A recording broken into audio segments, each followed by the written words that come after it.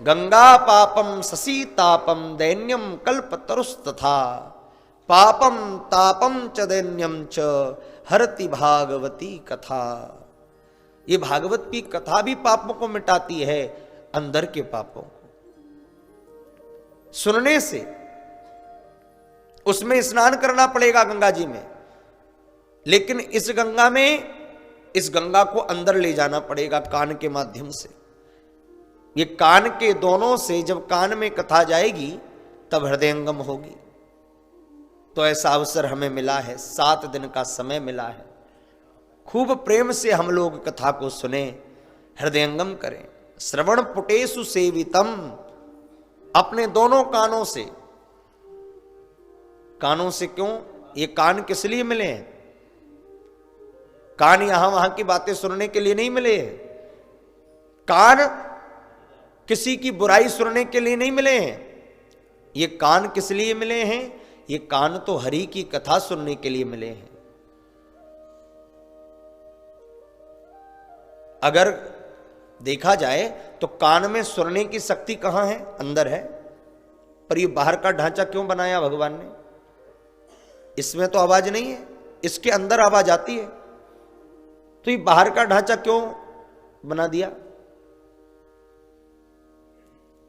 बोले महाराज भगवान ने इसलिए बना दिया कि अंदर सुनने की शक्ति तो है, लेकिन अगर हम भूल गए तो भगवान ने ऊपर से बना दिया एक ढांचा दोने की तरह। देखा जाए तो कान कैसे हैं? दोने की तरह हैं। मानो भगवान ने कहा भैया मैं तुझे 2-2 दोने दे रहा हूं, और इन दोनों को तू लेकर के तो जा रहा है, पर इस दोने से करना क्या है? बोले इन दोनों में भगवान हरि की कथा को भर भर के सदैव पीते रहना। इसलिए कान मिले हैं। आजकल के बच्चों से पूछो कान क्यों मिले हैं? बोले महाराज कान नहीं होते तो चश्मा कहां लगाते, इसलिए कान मिले हैं। और अब तो ये बोल रहे हैं बोले महाराज चश्मा तो अपनी जगह है, कान नहीं होते तो फिर कोरोना आ गया था, मास्क कहां टांगते। तो ब्रह्मा जी ने इसलिए कान बनाए होंगे? नहीं, ये कान इसलिए नहीं बने। ये कान तो हरि की कथा सुनने के लिए बने। श्रवण पुटेषु सेवितम, खूब इस अमृत को सुनो। क्यों? जिन्होंने अपने कानों से हरि की कथा को नहीं सुना, वो कान नहीं है, वो तो सर्प के बिल के समान है, कोई मतलब के नहीं है। इसलिए श्रवण पुटेषु सेवितम, अपने कानों से कथा को सुनो। इन कानों में कथा रूपी अमृत को डालो, तभी कल्याण होने वाला है। ये भागवत क्या है? पहले भागवत के विषय में समझ लें।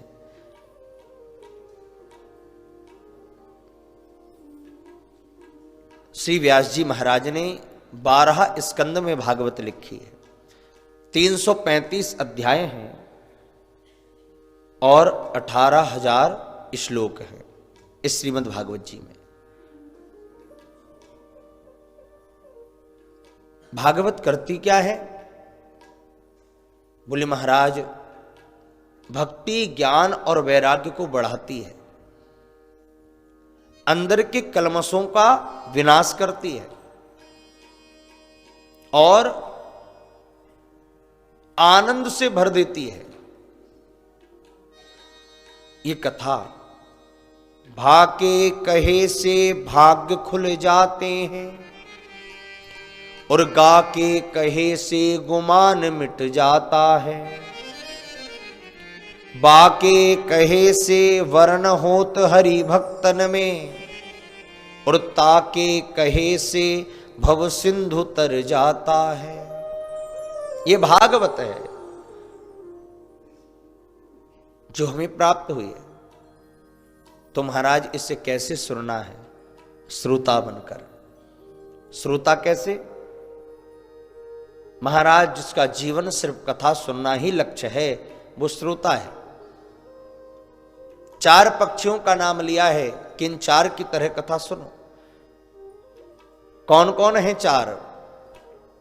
चातक, हंस,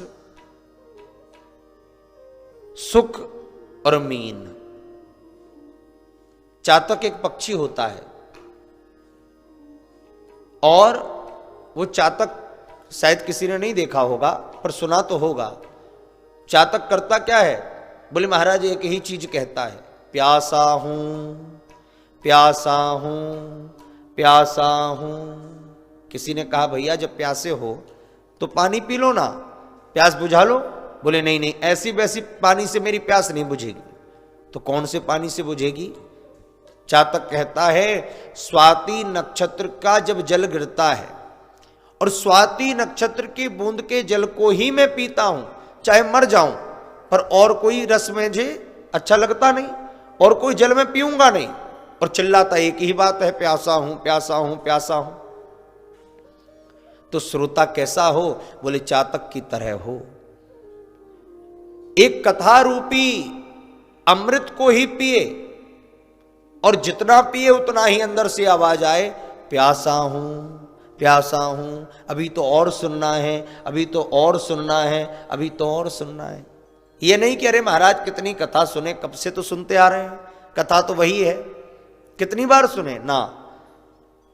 और प्यास जागनी चाहिए तो चातक की तरह कथा सुनो। दूसरा बोले महाराज कथा हंस की तरह सुनो। हंस भी किसी ने नहीं देखे होंगे, कैलाश मानसरोवर पर पाए जाते हैं, नष्ट प्राय हैं। परंतु महाराज आपने सुना होगा हंस क्या करता है? आप एक पात्र में जल भी डाल दो और दूध भी डाल दो, हंस आएगा तो उसकी चोंच में ऐसा चमत्कार है कि चोंच जैसे ही डालेगा क्या करेगा? बोले दूध दूध को पी जाएगा और पानी पानी को छोड़ देगा। ये हंस में चमत्कार है। तो श्रोता का दूसरा लक्षण हंस की तरह होना चाहिए, क्योंकि कथा में तो दूध भी मिलेगा और बीच बीच में समझाने के लिए आपको पानी भी देना पड़ेगा, कुछ बातों को समझाने के लिए दृष्टांत भी देने पड़ेंगे। तो श्रोता को करना क्या है? बोले जो अपने काम की चीज है, जो ग्रहण योग्य वस्तु है उसे ग्रहण कर लो। जो चीज अच्छी लगे इन 7 दिनों में कि हां ये चीज अच्छी लगी है, उसे ग्रहण कर लो। जो अच्छी ना लगे उसे यहीं पर छोड़कर चले जाओ। हंस की तरह दूध दूध को पी लो, पानी पानी को छोड़ दो। पर कुछ लोग उल्टे होते हैं, वो दूध को तो छोड़ देते हैं महाराज, पानी पीते हैं। कई मिलते हैं, बोले महाराज एक महात्मा ने एक भक्त से पूछा, बोले तुम्हें कथा में सबसे अच्छा प्रसंग क्या लगा? बोले महाराज सारे प्रसंग तो अच्छे थे, पर कंस का जो चरित्र है उसमें जो आनंद आया महाराज वो तो कहीं नहीं आया। जय। अब जैसी बुद्धि वैसे ही प्रसंग समझ में आएंगे। तो जल को हमें नहीं छीना है, हमें क्या पकड़ना है? दूध। तो इस हरिद्वार में बैठकर, गंगा के द्वार पर बैठकर जितना हम ग्रहण करेंगे उतना ही आनंद आएगा, क्योंकि घर में किया गया कर्म 1 गुना फल देता है, शिवालय में किया गया कर्म 1000 गुना फल देता है, किसी नदी के तट पर किया गया कर्म 1,00,000 गुना फल देता है, और किसी तीर्थ क्षेत्र में बैठकर किया गया कर्म करोड़ गुना फल देता है महाराज। तो तीर्थ भी ऐसा, हरिद्वार, इस हरि के द्वार पर बैठकर जब कथा हम सुन रहे हैं तो यहां तो हमें महाराज करोड़ गुना फल मिलना है, और यहां पर जो भी करोगे करोड़ ही गुना है। ऐसा नहीं कि बस अच्छे ही गुण अच्छा करोगे तो वही मिलेगा। अगर किसी ने कुछ बुरा किया है ना तो वो भी करोड़ गुना बन के ही आएगा। इसलिए तीर्थ में आज पहले दिन समझ लेना, अन्न क्षेत्रे कृतम पापम पुण्य क्षेत्रे विनश्यति। अन्न क्षेत्र में जो हमने पाप किए हैं वो पुण्य क्षेत्र में आकर मिट जाते हैं, लेकिन पुण्य क्षेत्रे कृतम पापम वज्रलेखो भविष्यति। अगर पुण्य क्षेत्र में आकर पाप कर दिया तो महाराज वज्रलेख हो जाता है, किसी के मिटाने से भी फिर नहीं मिटने वाला है। तो जो पाप हमसे अनजाने में घर परिवार में हुए हैं वो तो गंगा के तट पर आकर मिट जाएंगे, पर यहां भी आकर अगर पाप कर लिया वो मिटने वाला नहीं है। इसलिए यहां पर बड़ी समझदारी से, बड़े आनंद से रहें और कथा को ही सुने। तो हंस की तरह कथा सुनना है। तीसरी उपमा है मीन। सुक, सुक यानी तोता। तोता क्या करता है? तोता कहीं स्कूल में पढ़ने तो जाता नहीं, उसे हम जो सिखा देते हैं ना वो वही रट लेता है। राम राम, सीता राम, राधे श्याम नाम रट लेता है और दिन भर वही कहता रहता है, कहता रहता है, कहता रहता है। तो श्रोता का लक्षण होना चाहिए तोते की तरह। जिस प्रकार तोता एक बात को सुनकर उसे ऐसा रट लेता है कि दिन भर उसी को घुमाता रहता है, बार बार वही कहता रहता है, और चाहे कितनी साल बाद आप जाइए वो आपको पहचान के फिर कहना चालू कर देगा।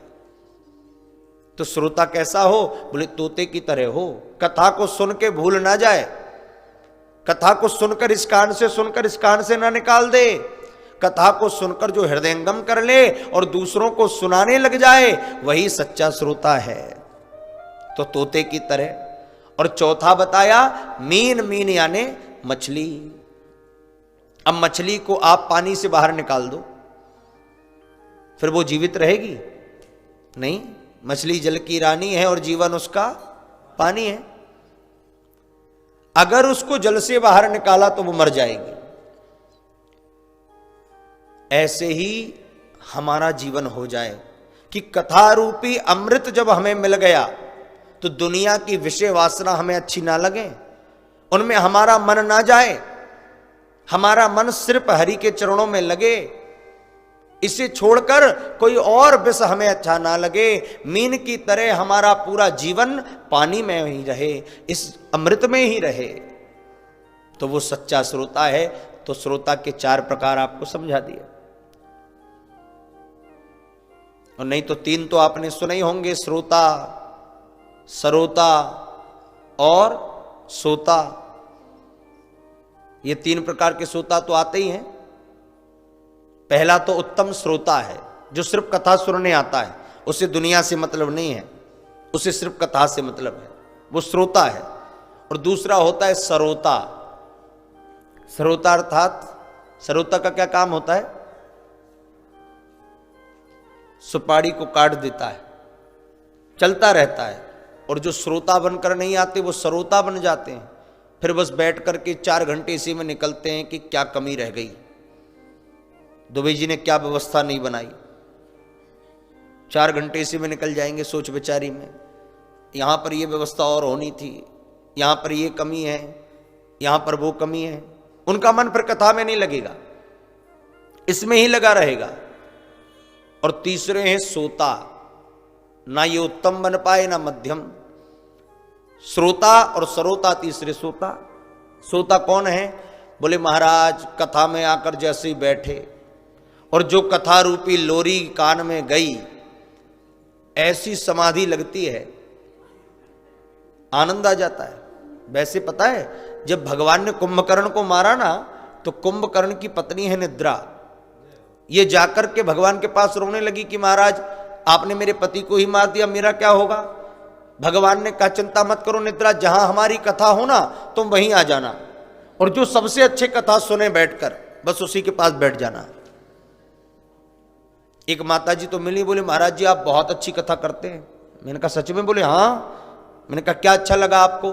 बोले महाराज जी घर में डेवलप के गद्दे पर एसी चलाकर 4-4 गोली खाती हूं नींद की, फिर भी नींद नहीं आती, और आपकी कथा में जैसे ही आके बैठती हूं ऐसी झंझनाहट नींद आती है महाराज, कब 4 घंटे निकल गए पता ही नहीं चलता है। तो ये भी कथा की कृपा है। बोलो गंगा मैया की। तो यहां पर जागृत अवस्था में हम लोग कथा सुने, क्योंकि दुनिया में जहां भी कथा हम लोग भी करते रहते हैं, आप लोग भी सुनते रहते हैं, पर यहां हरि के द्वार पर बैठे हैं, यहां मन कथा में लगना चाहिए। गंगा के द्वार पर हैं, ये पुण्य देने वाली है। आइए 2 क्षण जरा गंगा मैया को याद कर लें, उसके बाद आज के प्रथम दिवस में हम लोग प्रवेश करेंगे। बोलो गंगा मैया की जय।